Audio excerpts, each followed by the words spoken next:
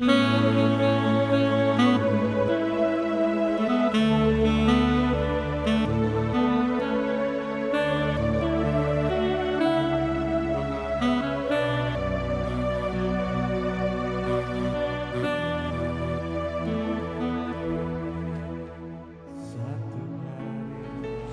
pagi, salam sejahtera untuk kita sekalian. Shalom. Bapak, Ibu, Saudara-saudari, warga jemaat GKI Batang Pembelum, dimanapun berada hari ini kita beribadah di dalam situasi pandemi COVID-19. Karena itu, layanan ibadah hari Minggu ini kita laksanakan secara virtual dengan liturgi yang dimodifikasi secara kreatif, ekspresif, sesuai dengan kemajuan teknologi, dengan tetap menerapkan social distancing dan physical distancing. Semoga kita dapat mengikuti ibadah ini dengan hikmat dan sukacita oleh pertolongan dan pimpinan Tuhan. Majelis Jemaat GKI Batang Pembelum mengucapkan selamat ulang tahun kelahiran dan selamat ulang tahun pernikahan bagi warga jemaat dalam minggu ini. Tuhan memberkati kehidupan dan rumah tangga saudara. Amin. Bagi jemaat yang ingin menyerahkan persembahannya, bisa mengantarkannya ke Gereja Batang Pembelum pada hari ini mulai pukul 10.00 sampai pukul 12.00 WIB atau melalui rekening Gereja Batang Pembelum. Ibadah hari ini dilayani oleh Bapak Pendeta Walter Supa MD. Untuk memulai ibadah kita siapkan diri kita dengan mengangkat pujian pelengkap Kidung Jemaat nomor 23, baitnya yang pertama. Jemaat diundang berdiri menerima potum dan salam.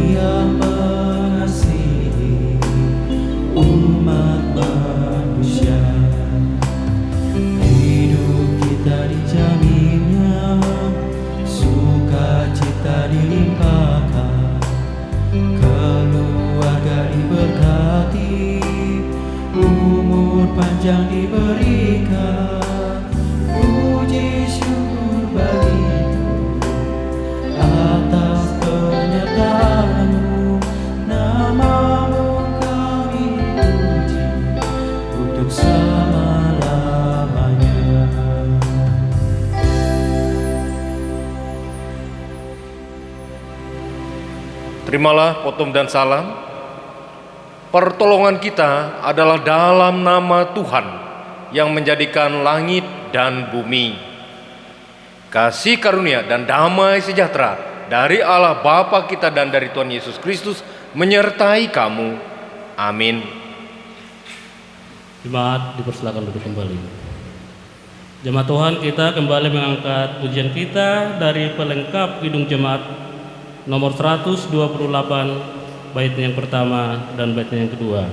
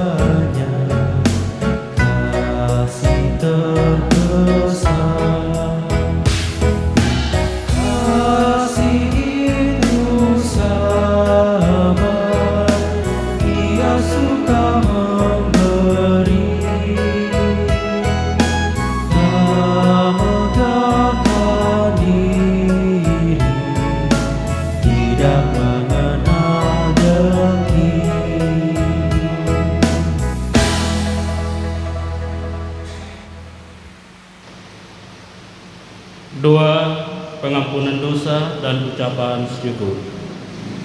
Marilah kita berdoa. Ya Tuhan, Allah yang Maha Kasih, Engkau begitu mengasihi kami, anak-anak-Mu. Namun dalam kenyataan hidup kami terkadang melupakan Engkau, melupakan kasih-Mu, melupakan keselamatan yang sudah Engkau mengerahkan untuk hidup kami. Seringkali kami lebih mengikuti nafsu duniawi kami memberontak terhadap-Mu. Kami menyakiti hati sesama kami, bahkan kami menyakiti semua orang. Seringkali kami hidup dengan melupakan penyertaan-Mu. Kami merasa mampu bahkan kuat untuk menjalani hidup ini tanpa penyertaan-Mu. Pada sesungguhnya kekuatan dan kemampuan kami tidak ada, karena kami adalah hanya manusia debu tanah saja. Ampunkan dosa kami ya Tuhan, layakkanlah hidup kami yang hina ini. Dan kami bersyukur ya Tuhan saat ini, hanya oleh kasih dan kemurahan-Mu kami boleh tetap ada sampai hari ini. Engkau selalu setia menjaga, memelihara, dan memberkati hidup kami sebagai manusia yang lemah dan berdosa ini.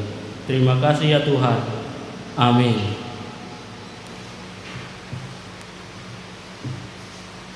Pembacaan Alkitab. Marilah kita mendengar firman Allah yang tertulis dalam kitab Kejadian pasal 45 ayatnya yang pertama sampai dengan ayatnya yang ke-15. Dengan perikop Yusuf memperkenalkan dirinya kepada saudara-saudaranya. Ketika itu Yusuf tidak dapat menahan hatinya lagi di depan semua orang berdiri di dekatnya. Lalu berserulah, suruhlah keluar semua orang dari sini. Maka tidak ada seorang pun yang tinggal di situ bersama-sama Yusuf. Ketika ia memperkenalkan dirinya kepada saudara-saudaranya, setelah itu menangislah ia keras-keras, sehingga kedengaran kepada orang Mesir dan kepada seisi istana Firaun.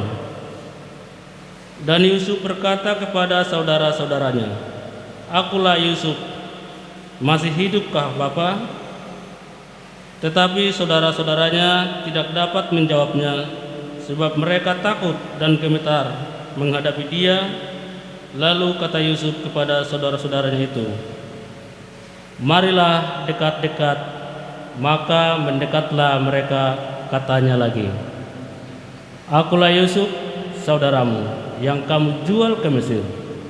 Tetapi sekarang janganlah bersusah hati, dan janganlah menyesali diri, karena kamu menjual aku ke sini.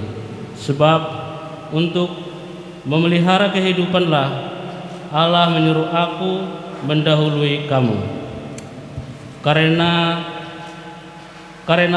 telah 2 tahun ada kelaparan dalam negeri ini, dan selama 5 tahun lagi orang tidak akan membajak atau menuai. Maka Allah telah menyuruh aku mendahului kamu untuk menjamin kelanjutan keturunanmu di bumi ini dan untuk memelihara hidupmu, sehingga sebagian besar daripadamu tertolong. Jadi bukanlah kamu yang menyuruh aku ke sini, tetapi Allah. Dialah yang telah menempatkan aku sebagai bapa bagi Firaun dan tuan atas seluruh istananya, dan sebagai kuasa atas seluruh tanah Mesir. Segeralah kamu kembali kepada bapa dan katakan kepadanya, beginilah kata Yusuf, anakmu Allah telah menempatkan aku sebagai tuan atas seluruh Mesir. Datanglah menempatkan aku, janganlah tunggu-tunggu. Engkau akan tinggal di tanah Gosyen dan akan dekat kepadaku. Engkau serta anak dan cucumu, kambing domba dan lembu sapimu, dan segala milikmu. Di sanalah aku memelihara engkau, sebab kelaparan ini masih ada 5 tahun lagi, supaya engkau jangan jatuh miskin bersama seisi rumahmu dan semua orang yang ikut serta dengan engkau. Dan kamu telah melihat dengan mata sendiri, dan saudaraku Benyamin juga, bahwa mulutku sendiri mengatakan kepadamu. Sebab itu ceritakanlah kepada bapa segala kemuliaanku di negeri Mesir ini, dan segala yang telah kamu lihat. Kemudian segeralah bawa bapakmu kemari. Lalu dipeluknya lah leher Benyamin, adiknya itu, dan menangislah ia, dan menangis pula lah Benyamin pada bahu Yusuf. Yusuf mencium semua saudara-saudaranya dengan mesra, dan ia menangis sambil memeluk mereka. Sesudah itu barulah saudara-saudaranya bercakap-cakap dengan dia. Hendaklah perkataan Kristus diam dengan segala kekayaannya di antara kamu. Kolose 3 ayatnya yang 16a.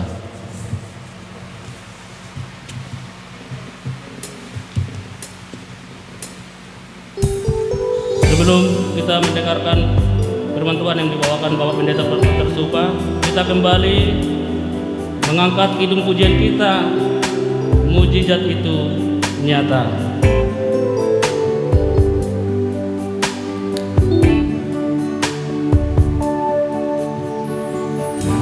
Atas kuasa-Mu Tuhan, semua dapat Kau lakukan. Apa yang kelihatan mustahil bagimu, itu sangat mungkin bagimu.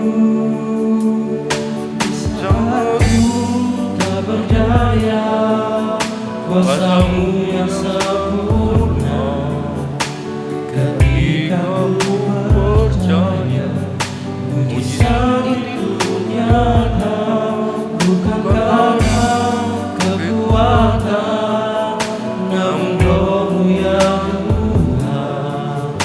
Ketika Ku berdoa, mujizat itu nyata.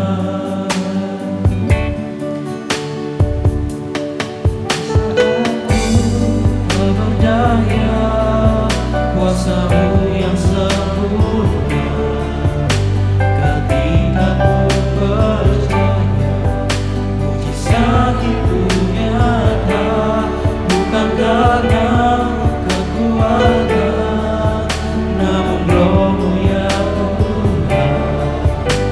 Ketika Ku berdoa, mujizat itu nyata.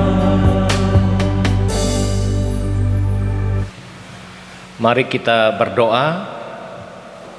Allah Bapa kami yang di surga, Tuhan kami Yesus Kristus, kami umat-Mu di muka bumi ini, dan khususnya kami warga Jemaat GKE dan umumnya, dan khususnya GKE Batang Pembelum, walaupun suasana pandemi Corona masih melanda tempat kami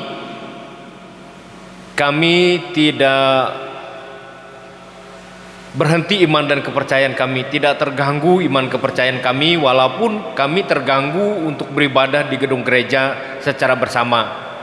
Tapi kami bersyukur Allah menciptakan untuk kami teknologi, sehingga kami penatua diakon, petugas, song leader, pemain musik bisa memanfaatkan gereja ini untuk rekaman, sehingga nanti jemaat bisa beribadah di HP-nya masing-masing, bahkan mungkin di televisinya. Oleh sebab itu kami mohon Engkau memberkati kami yang bertugas ini, dan memberkati kami yang mendengarkan atau mengikuti ibadah, dan khususnya kami mohon Engkau menyapa kami, menasihati kami, membimbing kami dengan firman-Mu. Berfirmanlah kepada kami ya Tuhan, melalui kuat kuasa Roh Kudus-Mu. Amin. Firman Tuhan sesuai dengan almanak gereja kita diambil dari Matius pasal 15 ayat 21 sampai 28 yang demikian bunyinya. Perempuan Kanaan yang percaya. Lalu Yesus pergi dari situ dan menyingkir ke daerah Tirus dan Sidon. Maka datanglah seorang perempuan Kanaan dari daerah itu dan berseru, "Kasihanilah aku ya Tuhan, anak Daud, karena anakku perempuan kerasukan setan dan sangat menderita." Tetapi Yesus sama sekali tidak menjawabnya. Lalu murid-muridnya datang dan meminta kepadanya, "Suruhlah ia pergi." Ia mengikuti kita dengan berteriak-teriak. Jawab Yesus, "Aku diutus hanya kepada domba-domba yang hilang dari umat Israel." Tetapi perempuan itu mendekat dan menyembah Dia sambil berkata, "Tuhan, tolonglah aku." Tetapi Yesus menjawab, "Tidak patut mengambil roti yang disediakan bagi anak-anak dan melemparkannya kepada anjing." Kata perempuan itu, "Benar Tuhan, namun anjing itu makan remah-remah yang jatuh dari meja tuannya." Maka Yesus menjawab dan berkata kepadanya, "Hai ibu, besar imanmu, maka jadilah kepadamu seperti yang kau kehendaki." Dan seketika itu juga anaknya sembuh. Demikian firman Tuhan. Selamat pagi, selamat kita beribadah di Minggu 16 Agustus 2020, di mana kita juga dalam suasana akan memperingati hari ulang tahun kemerdekaan kita yang ke-75. Kita bersyukur bisa beribadah saat ini. Adapun judul pemberitaan firman saat ini saya buat, yaitu Yesus memerdekakan seluruh umat manusia di dunia ini dari dosa dan maut, yang dimulai dari bangsa Israel. Jadi memang dimulai dari bangsa Israel. Kenapa saya mengatakan bahwa keselamatan atau kemerdekaan dimulai dari bangsa Israel? Karena memang firman Tuhan mengatakan demikian. Dikatakan bahwa bangsa Israel adalah bangsa yang dipilih oleh Allah. Dalam Kejadian pasal 12 ayat 2 sampai 3, di mana Allah memilih Abraham sebagai bangsa, suatu keturunan dan suatu bangsa, dan menjadi berkat bagi semua bangsa. Dan juga dia dipilih bukan untuk dirinya saja, tetapi untuk menjadi berkat bagi semua bangsa. Boleh dibaca Kejadian 12 ayat 2 sampai 3. Juga Kejadian 32 ayat 28 dikatakan bahwa Yakub yang setelah bergumul dengan malaikat, maka namanya berubah menjadi Israel. Itulah dasar pemilihan juga. Dan dikatakan juga dalam Roma pasal 11 ayat 28 bahwa bangsa Israel memang kekasih Allah karena janji mereka. Dikatakan juga dalam Alkitab bahwa melalui atau dimulai dari bangsa Israel, pengajaran dan firman Allah juga dimulai dari Sion dan Yerusalem. Baca Yesaya pasal 2 ayat 3, Roma 3 ayat 1 sampai 2, dikatakan bahwa firman Allah dipercayakan untuk bangsa Israel, dan juga Mazmur 147 ayat 19. Jadi banyak yang membuktikan bahwa bangsa Israel memang dipilih oleh Allah untuk memulai keselamatan atau kemerdekaan bagi semua bangsa. Jemaat yang dikasihi oleh Tuhan kita Yesus Kristus, karena pilihan Allah ini atau keselamatan dimulai dari bangsa Israel ini membawa dampak. Ada dua dampak yang terjadi atas pilihan Allah ini. Kita yakini dan kita tidak bisa menggugat atau memprotes pilihan Allah ya. Rencana Allah harus memakai suatu bangsa. Dan oleh sebab itu memang kita hanya melihat dua dampak dari pilihan Allah terhadap bangsa Israel ini. Yang pertama, pilihan Allah terhadap bangsa Israel menimbulkan sikap dari bangsa Israel itu sendiri, ada sikap rasisme atau perasaan orang Yahudi yang terlalu superior, menganggap diri mereka, mengklaim diri mereka, merekalah yang selamat, merekalah yang memiliki Allah, yang lain tidak bisa memiliki Allah, orang lain tidak bisa mendekati Tuhan, tidak dapat percaya kepada Tuhan dan tidak mendapat selamat. Itulah rasisme yang terjadi dalam perasaan mereka, pikiran mereka. Terlalu fanatis terhadap agama mereka sendiri dan memandang hina, kafir orang lain. Ini tercermin juga dari sikap para murid. Sikap para murid ketika seorang perempuan, seorang ibu Kanaan yang menangis, yang berdoa dengan sambil menangis, bahkan sampai berteriak memanggil Yesus minta tolong, minta belas kasihan supaya anaknya yang kerasukan setan disembuhkan. Ternyata sikap murid-muridnya mendatangi Yesus, memohon agar Yesus mengusir perempuan Kanaan ini, mengingat dikatakan tadi Tirus dan Sidon adalah bangsa lain atau bangsa bukan Israel, bukan mayoritas orang Israel di sana. Termasuk di dalamnya disebutkan perempuan Kanaan, jadi bukan bangsa Israel karena ia orang Kanaan. Maka ada semacam rasisme terjadi, rasisme agama di sana. Mereka tidak menyenangi kehadiran seorang perempuan itu.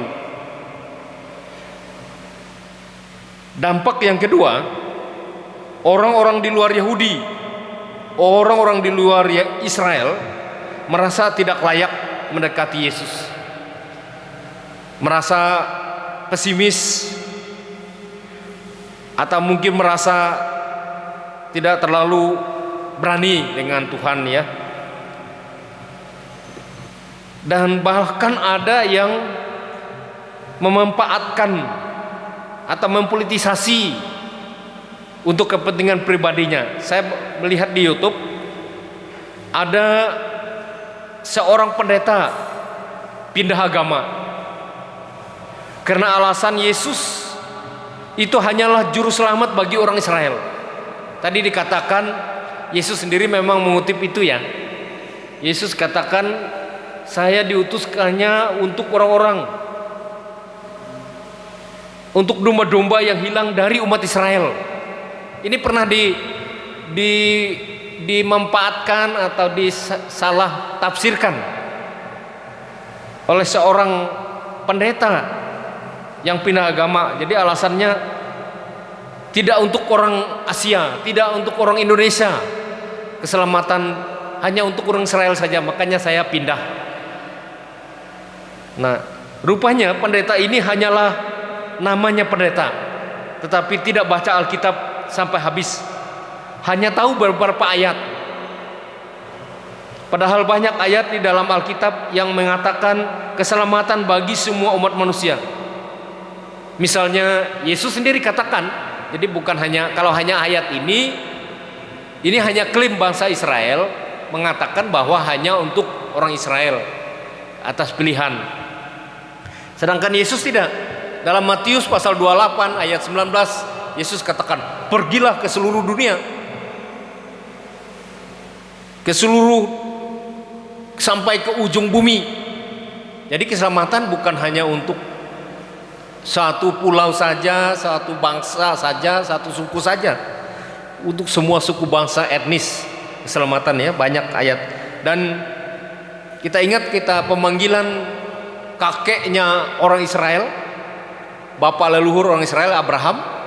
Dia dipanggil dan dipilih oleh Allah untuk menjadi berkat bagi semua bangsa, bukan untuk diri bangsa Israel saja. Berkat Tuhan itu ya oke lah, berkat Tuhan untuk mereka, tapi mereka harus membagikannya, bukan menutupnya, menyimpan, menyembunyikan untuk diri mereka saja. Dan kita lihat sekarang ada benarnya bangsa Israel, orang-orang Yahudi jadi berkat bagi semua bangsa. Mereka bisa menciptakan teknologi yang disebarluaskan untuk dunia.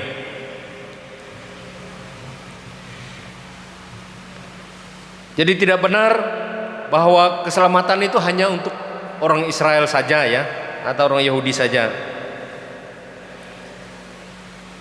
Dan kita dengar juga dalam Alkitab, Petrus mendapat penglihatan dalam Kisah Rasul pasal 10. Dia tidak boleh mengharamkan semua ciptaan Allah. Dia harus bisa menghargai semua ciptaan Allah atau orang lain, suku lain. Bapak, Ibu, saudara-saudari, anak-anak sekalian, pemuda-pemudi yang dikasihi oleh Tuhan Yesus Kristus, meskipun klaim atau rasisme bangsa Israel terhadap Yesus terasa ada, terutama di kalangan para murid tadi, namun Yesus berusaha, klaim itu mau dihapus, pikiran dan tindakan itu mau dibuang.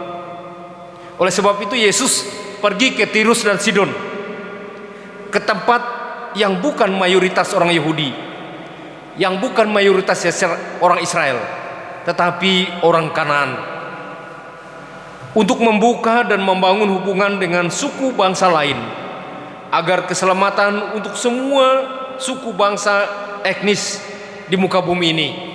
Itulah Yesus datang ke sana. Dia menyingkir ke Tirus dan Sidon. Zaman itu dia bisa membuka ketertutupan antara suku bangsa etnis atau sikap rasisme yang terlalu kental. Dan itu kita belajar dari peristiwa perempuan atau seorang ibu Kanaan yang datang kepada Yesus. Betapa kita lihat, tadi saya katakan betapa sulitnya orang yang di luar pilihan Allah ini pada zaman itu, zaman adat istiadat Yahudi. Bayangkan seorang perempuan, seorang ibu harus minta tolong dengan Tuhan Yesus dengan berseru atau berteriak ya, kasihanlah aku ya anak Daud, karena anakku perempuan kerasukan setan dan sangat menderita. Dan dikatakan di situ ada sikap Yesus yang menarik juga. Yesus sama sekali tidak menjawabnya.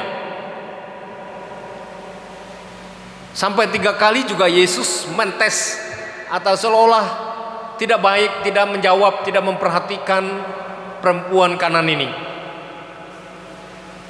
Kenapa Yesus bersikap demikian?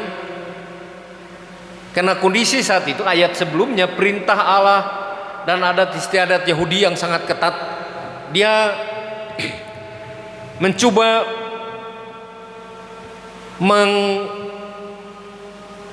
mewakili sikap Yahudi itu terhadap bangsa lain. Tapi akhirnya nanti kita lihat bagaimana Yesus justru menantang sikap orang Yahudi sendiri. Sampai 3 kali perempuan ini berdoa, tapi malah diuji atau dites oleh Yesus. Doa yang pertama tadi dikatakan malah murid lagi mendukung ya, untuk mengusir ibu ini, meminta kepada Yesus untuk mengusir, tetapi ibu ini tidak putus asa, tidak kecewa. Walaupun ada upaya dari para murid untuk mengusir dia, dia terus datang dan berdoa terus meminta pengasihan dari Tuhan. Tapi Yesus ngetes lagi ya, ngetes, beri ujian dulu atau memberi pengajaran dulu untuk ibu ini. Dia katakan,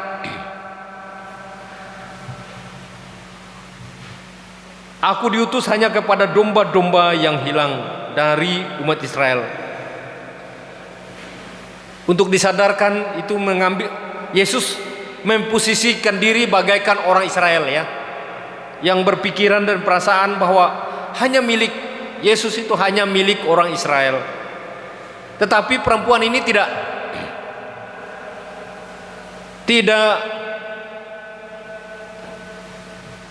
malu, tidak putus asa, walaupun dijelaskan bahwa Yesus itu hanya untuk orang Israel, tapi dia punya pengharapan yang luar biasa ya.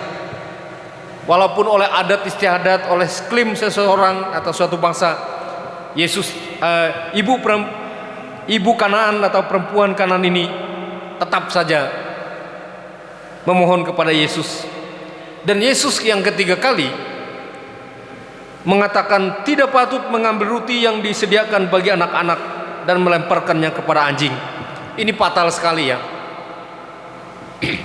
Fatal sekali, kata-kata yang sangat keras saya pikir ya, kejam. Tapi sekali lagi bukan berarti Yesus ini seperti itu hatinya. Tadi saya katakan Yesus hanya mewakili situasi yang hangat, kebiasaan yang hangat, pemikiran yang lazim dari bangsa Yahudi waktu itu, yang memandang orang lain bagaikan anjing gitu ya. Bayangkan, saya pikir seandainya saya jadi seorang perempuan Kanaan itu, ada orang yang menganggap kita anjing, ada 2 sikap, mungkin kita marah, kita akan marah, kita serang orang yang mengata-ngatai kita anjing, atau mungkin kita cepat lari, tahu diri, malu sendiri kita karena kita dibilang anjing ya. Bayangkan. Tapi perempuan ini tidak. Dia malah jawab, betul Tuhan, benar Tuhan, anjing itu makan remah-remah yang jatuh dari meja Tuhan. Jadi perempuan itu tidak terlalu mengharap yang besar lah. Ya cukuplah karena remahnya bisa ada yang jatuh itu saja yang bisa dimakan. Artinya kalau bangsa Israel itu mau berbagi sedikit barang, membuka diri sedikit barang dengan bangsa lain, suku lain, etnis lain, agama lain, memberi kesempatan yang besar, pengaruh besar bagi orang lain apabila mereka mau berbagi keselamatan yang telah Tuhan berikan untuk mereka melalui mereka. Dan akhirnya Yesus memuji iman, kepercayaan, harapan, doa, keinginan dari seorang perempuan Kanaan ini, sehingga Yesus mengatakan, besar imanmu. Luar biasa ya. Yesus berani mengatakan perempuan ini besar imannya, dan apa yang dia kehendaki terjadi. Dan saat itu juga anaknya yang kerasukan setan sembuh. Itulah hasil orang yang sungguh-sungguh percaya kepada Yesus sebagai Tuhan dan Juru Selamat. Walaupun melalui ujian, melalui tes yang berat untuk bisa menerima mujizat yang nyata sebagaimana lagu tadi. Tapi perempuan ini selalu percaya kepada Tuhan. Perempuan ini tidak mundur. Perempuan ini tidak berhenti. Perempuan ini tidak keluar dari tujuannya untuk mendatangi Yesus.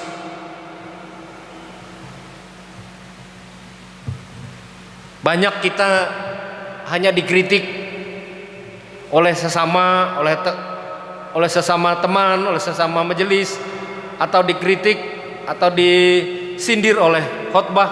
Banyak orang bisa kecewa ya, bisa nggak ke gereja dan sebagainya. Tidak terlalu keras kritiknya, kritik sedikit saja, tidak sampai nyumpah nyerapah. Tadi saya katakan bukan hati Yesus yang mengatakan anjing, tapi tadi dia hanya meminjam kebiasaan pikiran orang Yahudi yang memandang orang lain itu bagaikan anjing ya. Bukan demikian Yesus ya. Tapi walaupun demikian saya pikir itu keras sekali ya. Perempuan ini tidak kecewa dengan apa yang dikatakan oleh Yesus, karena dia menyadari bahwa Yesus orangnya baik hati. Hanya ngetes apakah dia percaya atau tidak. Jadi kita pun dalam penerapan sistem gereja kita tidak asal orang saya mau Kristen, saya mau ikut Yesus, saya mau dilayani. Semuanya harus melalui syarat, semuanya harus melalui tes, harus mengikuti pelajaran. Walaupun sudah dibaptis, anak-anak kita sudah dibaptis, harus mengikuti kurikulum angkat sidi atau katekisasi sidi, supaya imannya tidak, pengetahuannya tidak dangkal. Karena kalau pengetahuannya dangkal, akhirnya seperti yang di YouTube kita ada lihat seorang yang pindah pendeta, dia mengklaim dirinya pendeta karena nas yang dikutipnya persis nas ini. Karena anak manusia diutus kepada domba-domba yang hilang dari umat Israel. Jadi dia katakan Yesus itu bukan untuk orang Dayak misalnya ya, atau untuk orang Indonesia, hanya untuk orang Israel saja menurut dia. Makanya dia tidak percaya.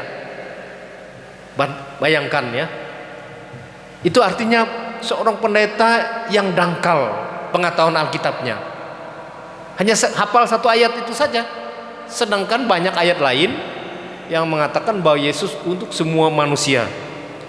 Dan Yesus menyuruh setiap orang yang percaya harus memberitakannya ke seluruh dunia atau ke ujung bumi. Nah ini apabila kita tidak dites, diuji iman dan kepercayaan kita. Banyak orang yang hanya mau sembuhnya saja, tidak mau ikut Yesus. Karena ikut Yesus ada tugas, ada pekerjaan, yaitu memberitakan, membagikan, menceritakan bahwa Yesus juru selamat. Jadi hanya mau ikut Yesus saja, mau sembuh saja dan sebagainya. Banyak orang hanya minta diberkati, tetapi tidak mau bersyukur, tidak mau berbagi. Yesus bukan sekedar tabib atau dokter. Selesai periksa, selesai cek, selesai berobat, bayar dan habis cerita. Yesus tidak demikian. Yesus mau memerdekakan kita dari penjajahan dosa, dari kuburan. Dan bertepatan juga hari ini kita, walaupun besok tepatnya tanggal 17, kita memperingati hari kemerdekaan Republik Indonesia yang ke-75 dari penjajahan bangsa asing atau Belanda dan Jepang. Bahkan Inggris juga pernah menjajah kita. Dan kita rasakan betapa baiknya, amannya kita sejak menjadi merdeka. Dan sekarang tugas kita adalah mengisi kemerdekaan itu dengan menjaga dan memelihara serta bekerja keras untuk membangun diri kita dan bangsa kita ini. Jemaat yang dikasihi oleh Tuhan Yesus Kristus, pelajaran berharga melalui firman Tuhan dari Matius pasal 15 ayat 21 sampai 28 ialah: pertama, Allah memilih memanggil kita duluan percaya kepada Yesus bukan untuk jadi rasisme atau sombong-sombongan dengan diri kita, gaya-gayaan, hebat-hebatan, atau fanatisme mengklaim diri kita saja yang selamat, kamu tidak. Terlalu fanatik dengan orang lain. Fanatik agama boleh, tetapi jangan fanatik dengan orang lain. Seperti sikap dari orang Yahudi, bahkan masih terkandung dalam diri para murid yang mau mengusir perempuan yang minta belas kasihan. Pelajaran yang kedua, Allah memilih dan memanggil kita agar kita jadi berkat dan jadi penyebar berita keselamatan hanya di dalam Yesus sampai ke ujung bumi. Jadi bukan hanya untuk diri kita saja, untuk keluarga kita saja cukup. Karena masih banyak orang yang mencari keselamatan, mencari jalan, masih berdoa, tunjukkan jalan keselamatan bagi kami. Kita tidak lagi cari jalan. Jalan sudah ada. Hanya tugas kita adalah memberitahu, mengajak orang, membawa orang agar datang ke jalan yang telah dibuat oleh Allah, yaitu melalui Yesus Kristus sendiri. Pelajaran yang ketiga, kalau kita jadi pengikut Yesus lebih duluan, kita ini sudah jadi orang Kristen, berarti kita telah lulus tes, telah lulus ujian, tetapi juga tidak bebas juga dari ujian. Bukan berarti sudah setelah lulus kita bebas dari ujian. Tetap saja, tetap dalam kehidupan ini kita terus belajar dan menghadapi pencobaan. Kalau tidak demikian, maka kualitas percaya kita menjadi lemah.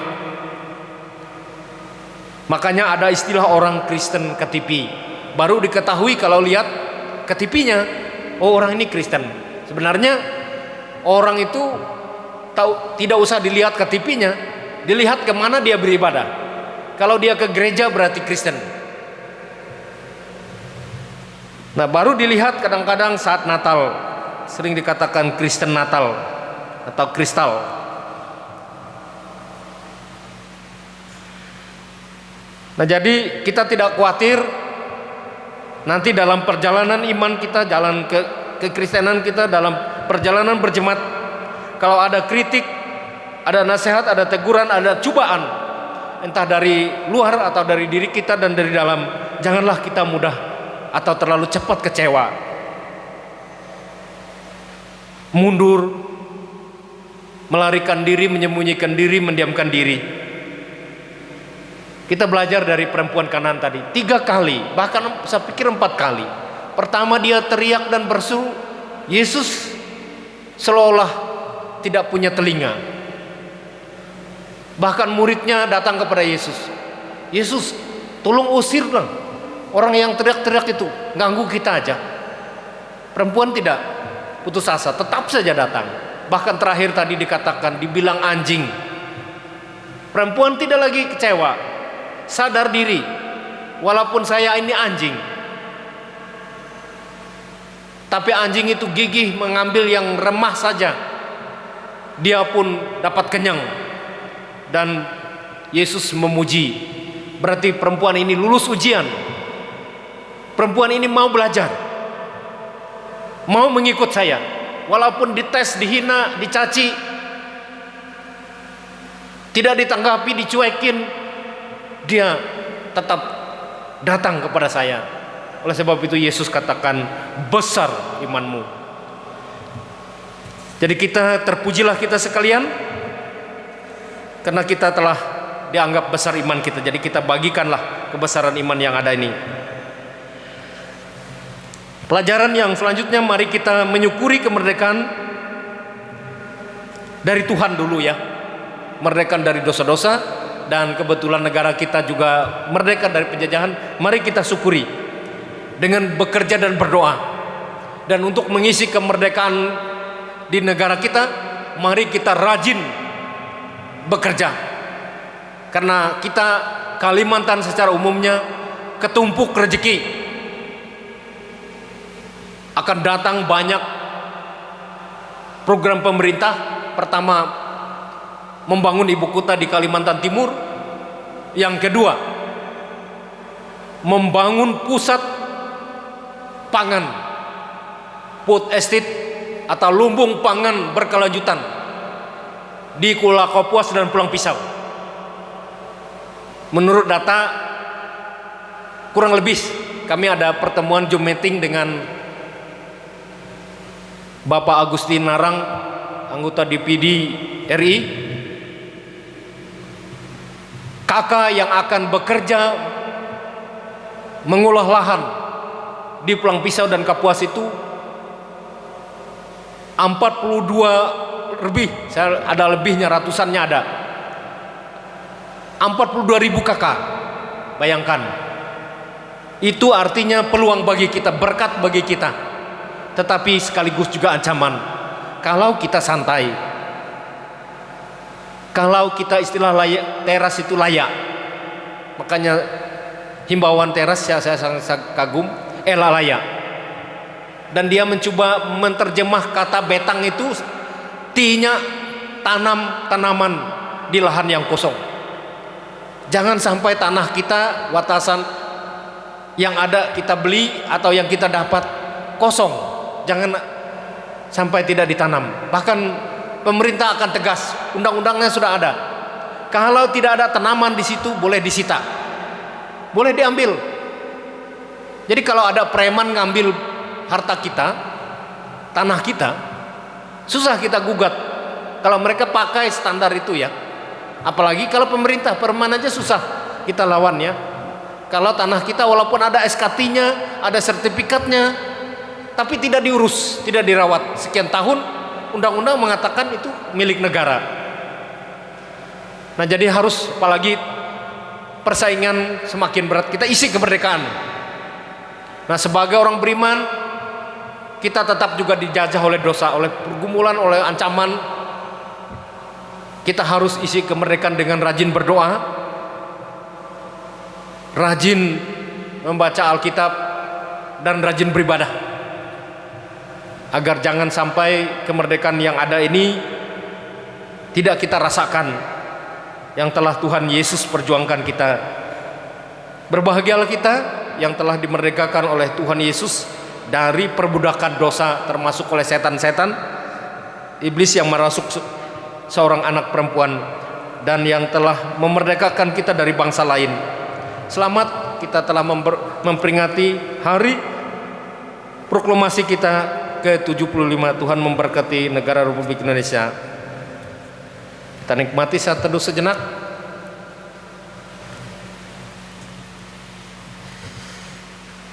Kita panjatkan doa syukur dan syafaat kita. Terima kasih Tuhan atas firman-Mu. Tolonglah firman-Mu betul-betul bisa kami ingat, sebagaimana pelajaran yang berharga dari seorang perempuan Kanaan.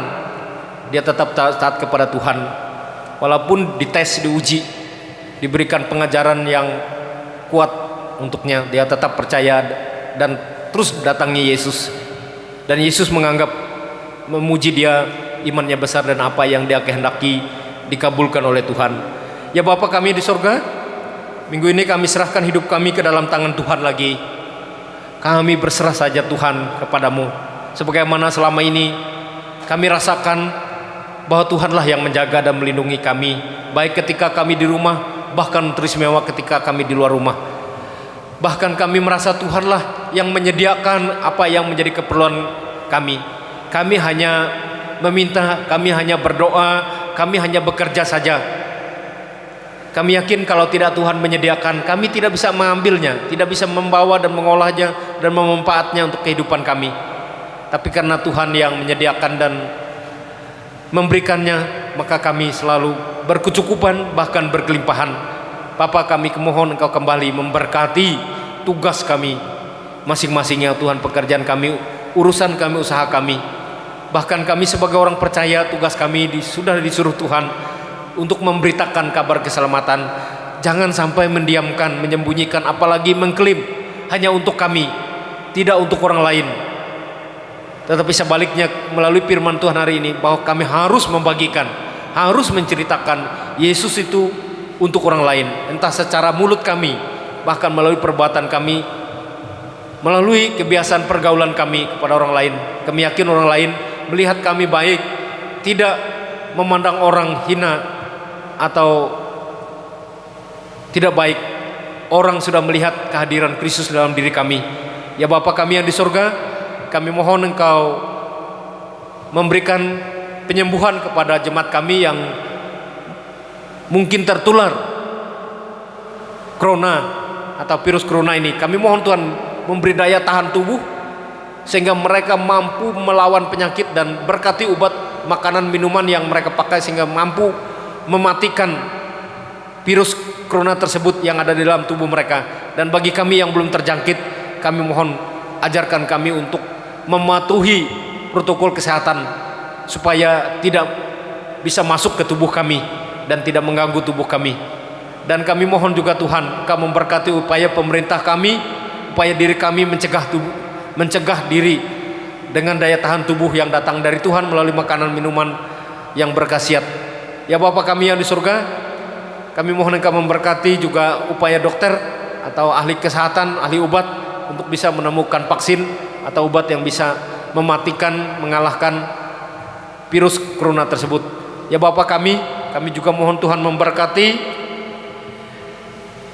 orang-orang yang sakit, baik di rumah maupun di rumah sakit, janda, duda, yatim piatu, orang terlantar, orang fakir miskin, orang yang dipenjarakan. Kami mohon Tuhan datang berbisik di hati dan perasaan mereka bahwa Tuhan pengasih, penolong, penyelamat, dan nyatakanlah pertolongan-Mu untuk mereka supaya mereka selalu berharap kepada Tuhan dan selalu menyembah Tuhan. Bapa kami yang di surga, kami juga mohon Tuhan memberkati gereja-gereja di seluruh dunia dan khususnya gereja Kalimantan Pengelis, sehingga gereja kami terus mampu membangun iman dan kepercayaan di tengah pencobaan. Justru kami tetap kuat walaupun gedung gereja kami tertutup, tetapi gereja yang ada di tubuh kami tetap terbuka. Kami bisa menyembah Tuhan terus, bisa berdoa terus, bisa menyanyi sendiri di rumah, dan boleh beribadah bersama melalui berbagai teknologi yang ada.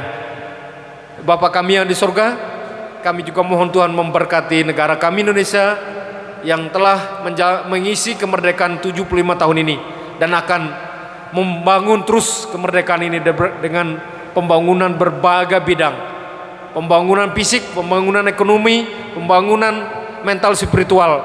Kiranya Tuhan membantu Presiden kami, Menteri, sampai kepada Ketua RT RW agar mereka dapat menjalankan tugasnya dengan baik.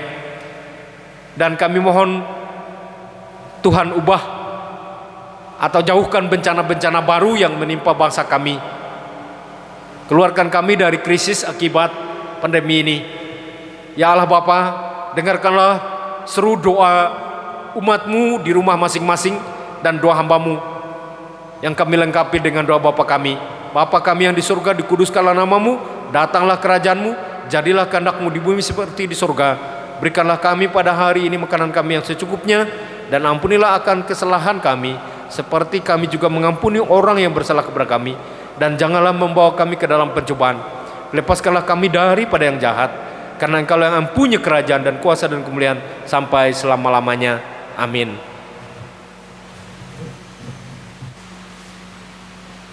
Kini tiba saatnya kita untuk menyampaikan persembahan syukur kita. Tapi sebelumnya kita akan membacakan nats pengantar persembahan syukur. Berilah dan kamu akan diberi sesuatu takaran yang baik, yang dipadatkan, yang digoncangkan, dan yang ditumpah keluar akan dicurahkan ke dalam teribaanmu. Sebab ukuran yang kamu pakai untuk mengukur akan diukur kepadamu. Mari kita berdoa. Ya Tuhan Allah yang Maha Kasih, setiap hari kami merasakan kasih sayang-Mu. Kami melihat dan merasakan betapa baiknya Engkau, Tuhan, dalam hidup kami. Tidak mampu kami hitung berkat-Mu dalam hidup kami. Engkau selalu memberkati dan menyertai seluruh perjalanan hidup kami. Ketiga saat ini kami mempersembahkan persembahan kami. Biarlah ini menjadi syukur dan terima kasih atas kasih kebaikan-Mu ya Tuhan. Dan kami selalu serahkan hidup kami ke dalam kuasa dan kasih-Mu. Amin. Marilah kita memberi persembahan kita dengan keyakinan bahwa Allah akan melipat gandakan sukacita dan berkat-Nya kepada kita. Diiringi dengan menyanyi Kidung Jemaat 353 bait pertama dan baitnya yang keempat.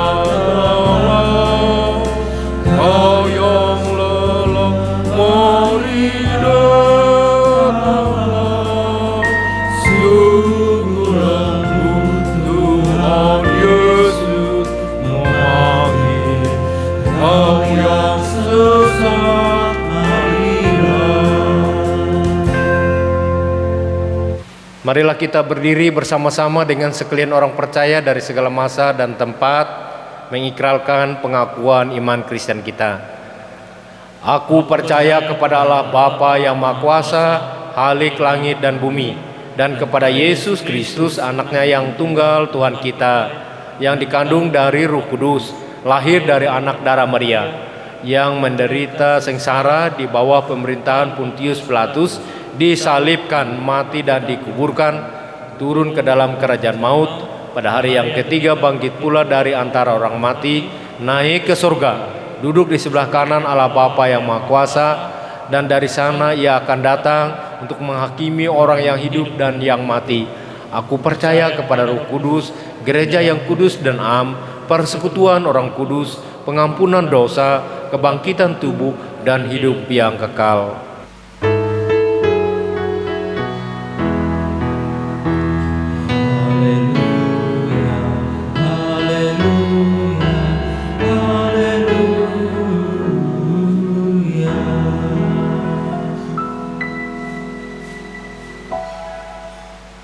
Terimalah berkat Tuhan.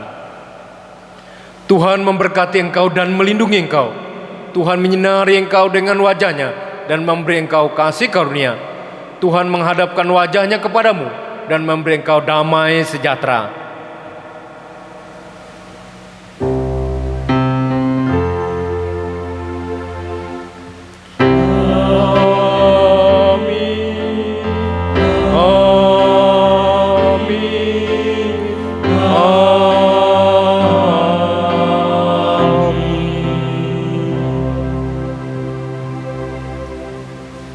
Terima kasih, Tuhan berkati.